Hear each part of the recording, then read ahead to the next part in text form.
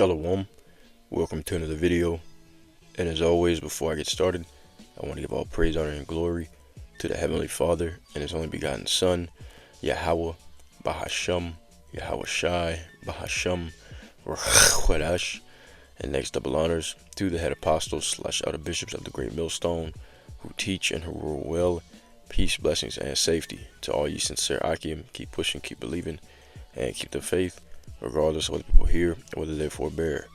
Alright, so this is going to be a back to the basics on the topic of salvation. Pretty much going into how most people of the world don't really understand what salvation means. Alright, so we're going to go into the scriptures, and I'm going to show you that salvation really is pertaining to being delivered from danger. Okay, being delivered from your enemies, and most importantly, delivered from the wrath of the Heavenly Father, which is going to come upon this world by way of a nuclear fire. Alright, so anyways, that's the topic we're going to dive into. And Yahweh Ratchazah, meaning Heavenly Father's will, it's edifying to the elect. Alright, so you see I've got Matthew the 24th chapter pulled up, and I'm going to start at verse 3. And this chapter is pretty much going into the end of this society. Alright, which is going to go out with a big bang. Okay, so I'm going to start off here in verse 3. It says, "And as he sat upon the Mount of Olives, the disciples came unto him privately, saying, Tell us, when shall these things be? And what shall be the sign of thy coming, and of the end of the world?" Alright, so that is what we're looking to be saved from. Okay, the end of this society, because as I said, is going to go out in a big bang. Alright, it says, "And Yahweh Shai answered and said unto them, Take heed that no man deceive you." Okay, when you see the red letter, that's Yahweh Shai speaking, who the world ignorantly calls Jesus. Verse 5, it says, "For many shall come in my name, saying, I am the anointed, and shall deceive many. And ye shall hear of wars and rumors of wars. See that ye be not troubled, for all these things must come to pass, but the end is not yet. For nation shall rise against nation, and kingdom against kingdom. And there shall be famines, and pestilences, and earthquakes in diverse places. All these are the beginning of sorrows." Okay, so that's the beginning of sorrows, also known as the time of Jacob's trouble, and more popularly known as the Great Tribulation. Alright, now we're going to keep reading. Okay, this is once again talking about the end of this world, the end of this society. It says, "Then shall they deliver you up to be afflicted, and shall kill you, and you shall be hated of all nations for my name's sake. And then shall many be offended, and shall betray one another, and shall hate one another. And many false prophets shall rise, and shall deceive many. And because iniquity shall abound, the love of many shall wax cold." Alright, and iniquity is lawlessness. Okay, that's the Greek word anomia. And then you have the word for cold is the Greek word psycho. Okay, or psycho. And so people are going to be acting crazy, psychotic. Alright, and it's going to be a lot of violence. Verse 13, "But he that shall endure unto the end, the same shall be saved." Meaning what? You remain faithful all the way through unto the end. Doesn't mean that if you are a martyr for the truth, okay, then you will be saved. Alright, when the final judgment comes down, which is the nuclear fire, alright, you're going to be delivered out of that. Okay, as the scriptures say, 1 Thessalonians the 4th chapter, it tells you that the dead in Hamashiach shall rise first. Okay, because the way that this society is going to go out, according to biblical prophecy, alright, is by nuclear fire, by nuclear war. Okay, World War III, also known of in the Bible as the War of Armageddon. Alright, Armageddon in the Hebrew. Okay, and the nations are going to shoot missiles at each other, nuclear missiles, and those that are of the elect will be beamed up into the chariots, as this chapter tells you. Okay, and that'll be at the end of the Great Tribulation, Matthew 24:29 down to 31. Alright, so he that endures unto the end, the same shall be saved. You remain faithful all the way through unto the end. Okay, whether you live or whether you die. It says, verse 14, "And the gospel of the kingdom shall be preached in all the world for a witness unto all nations, and then shall the end come." Alright, so that's the time period that we're in now. Okay, the gospel is being preached. Okay, the 100% truth according to the Bible. And that's why you're seeing things starting to shake up in the world, because that time is coming to an end, okay, where the judgment is getting ready to begin. Okay? And part of that is Yahweh, the Heavenly Father, closing up the ministry of the prophets. But once again, he that endures unto the end, the same shall be saved. Okay, those that remain faithful all the way through. Okay, because once again, a lot of people, they believe that they're going to be saved. All right, but what is Yahweh Shai going to say to them in that day? As it says in Matthew the 7th chapter.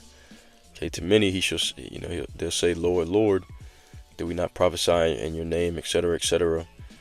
And he'll say, depart from me, I never knew you, you workers of iniquity. So really, all right, nobody is truly saved yet until you finish your race, until you finish your course, which is, it either comes in you making it through all the way to the end, alive and remaining faithful, resisting sin, all right, even if it's unto bloodshed, resisting the mark of the beast, okay, and then getting beamed up into the chariot to escape the judgment. Or if you're dead but you died in faith, all right, then it's the same thing. When the fire is getting ready to hit the earth, the angels will come in the chariots of the Lord, and those people that are dead in Hamashiach shall rise first. Okay, once again, as I quoted earlier in 1 Thessalonians 4. And then, once you're on a chariot, okay, and you're joined unto Yahweh Shai, then you can say that you're saved. All right, let's go into that word for saved. Okay, in the Greek, it's the word sozo, Strong's G4982. All right, sozo, and it says, Strong's definitions: to save, deliver, or protect, literally or figuratively, to heal, preserve, all right, to do well, to be made whole. Okay, so this word does make us whole. All right, it does heal us. All right, and that is a form of salvation. Okay, but when we're talking when we're talking about being saved, people say, "Are you saved yet?" That's the question that people will ask you. Okay, like a Christian, in their mind, they really don't understand what it means to be saved, because they don't really understand the judgment that's coming. All right, they don't know the prophecies to know that this world is going to go out by nuclear fire in World War III. Okay, they believe that when it's talking about hellfire, okay, and a lake of fire, they think that it's talking about a spiritual place. All right, so in their mind, they can't understand that the world that we're living in now is going to go up in flames. Okay, and all those who are going to be saved will be delivered out of that nuclear fire, because that is the final judgment of the Heavenly Father. Okay, that is the wrath of the Heavenly Father that's coming. All right, so no one is saved yet. Okay, that's pretty much the main topic of this video. Okay, it says the outline of biblical usage.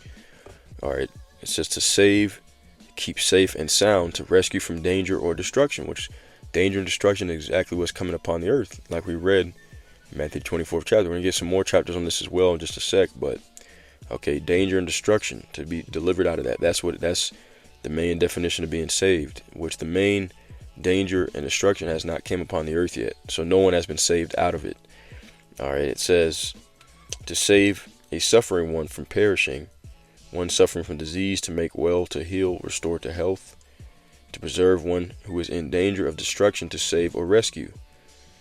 All right, it says to save in the technical biblical sense, to deliver from the penalties of the Messianic judgment. That's what is the penalties of the Messianic judgment? All right, being destroyed by fire. To save from the evils which obstruct the reception of the Messianic deliverance. What are those evils? The different things that are going to happen in Jacob's trouble. Okay, the great tribulation. Primarily, all right, Esau, which is the ruler of darkness of this world, coming down with great wrath and using his sword against all those who resist his new world order. Okay, the Heavenly Father is going to send his son for the final deliverance, but even before then, he's going to send the angels out, okay, to deliver the elect, all right, from those different evils that Esau is going to bring upon the earth. It tells you this in Daniel 12:1. Okay, Michael the archangel, okay, will defend the children of the book. I defend the children of Israel in that time. Okay, that's Daniel 12:1. Write that down and go read it. Okay, so that's what it means to be saved. All right, to be saved from the wrath that's coming upon the earth. Let's get Romans chapter 5 next. All right, I'm gonna read verses 8 and 10. 8 through 10, excuse me. All right, it says, "But the Most High commendeth his love toward us, in that while we were yet sinners, Hamashiach died for us. Much more then, being now justified by his blood, we shall be saved from wrath through him." Okay, saved from wrath. Because once again, all right, what's coming upon the earth is really divine judgment of the Heavenly Father. All right, Jacob's trouble. Okay, the implementation of the mark of the beast. You know, the concentration camps, the famines.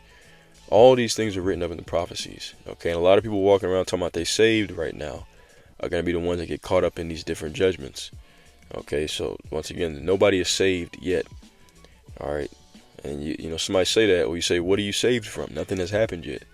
Okay, and that's true. Nothing has happened yet. All right, the judgments have not started going forth. A lot of people that think that they're so-called saved, once again, be the main ones getting caught up in the different judgments. All right, it says, verse 10, "For if, when we were enemies, we were reconciled to Yahweh by the death of his Son, much more, being reconciled, we shall be saved by his life." Okay, so because of Yahweh Shai, okay, his people were able to be reconciled to the Heavenly Father, so that when that time comes for the final judgment, it's going to come upon the earth. Okay, he's going to save his children like a father, just like a father would save his children from destruction. He's going to preserve them from death. Okay, tells you that in many chapters. Psalms 91, it's one of my favorite. Also, you got Job, the 5th chapter, talks about the preservation from the evils that are getting ready to come upon the earth. Okay, and this is also spoken of in Jeremiah the 30th chapter. All right, I'm gonna pick up. I'm gonna start at verse let's see. I'll just go ahead and start from the top. Okay, that's another part of it as well, being saved from your enemies. All right, which it tells you that in Luke chapter 1, verse 68 on down, that he's going to deliver Jacob from their enemies. Okay, and this time period of the Great Tribulation is a part of that. All right, this will be when the elect is delivered. So this is Jeremiah 30:1. "The word that came to Jeremiah from Yahweh, saying, Thus speaketh Yahweh, power of Israel, saying, Write thee all the words that I have spoken unto thee in a book. For lo, the days come, saith Yahweh, that I will bring again the captivity of my people Israel and Judah, saith Yahweh, and I will cause them to return to the land that I gave unto their fathers, and they shall possess it. And these are the words that Yahweh spake concerning Israel and concerning Judah. For thus saith Yahweh, we have heard a voice of trembling, of fear, and not of peace. Ask ye now and see whether a man doeth travail with child. Wherefore do I see every man with his hands on his loins as a woman in travail, and all faces are turned into paleness. Alas, for that day is great, so that none is like it, is even the time of Jacob's trouble, but he shall be saved out of it." So it's talking about a time of great distress, to where every man had his hands on his loins. This is a vision Jeremiah is seeing. All right, but remember, okay, at this time he's going to also free Jacob from his enemies. Okay, free the remnant. All right, and it says once again, it's the time of Jacob's trouble, like none before. Okay, the same time period that Yahweh Shai was speaking of in Matthew the 24th chapter. All right, but it says, but he shall be saved out of it. Okay, let's go into that word. Okay, the Hebrew word for saved. All right, which I pulled this up already. Strong's H3467. Okay, and it's Yashai. All right, a verb. Okay, and it means, it says, to be safe, causatively to free or secure, avenging, to defend, deliver, help, preserve, rescue. All right, bring salvation, to get the victory. Okay, which is beautiful, because we'll probably end it on that. All right, Isaiah the 25th chapter. It says, to outline of biblical usage: to save, be delivered, to be liberated, to be saved, to be delivered, be saved in battle, to be victorious. All right, to save from moral troubles, to give victory to. Okay, so once again, he shall be saved out of it. Okay, and that word Yeshai. Now let's keep reading. Okay, it's going to tell you, and this is once again, this is when we say that, when we talk about being saved, we're talking about being freed out of the hands of your enemies and delivered from the final judgment that's going to come upon this society. Okay, Jeremiah 30:8. For it shall come to pass in that day, saith Yahweh, power of hosts, that I will break his yoke from off thy neck, and will burst thy bonds, and strangers shall no more serve themselves of him. But they shall serve Yahweh their power, and David their king, whom I will raise up unto them. So you're going to be free from the hands of your enemies.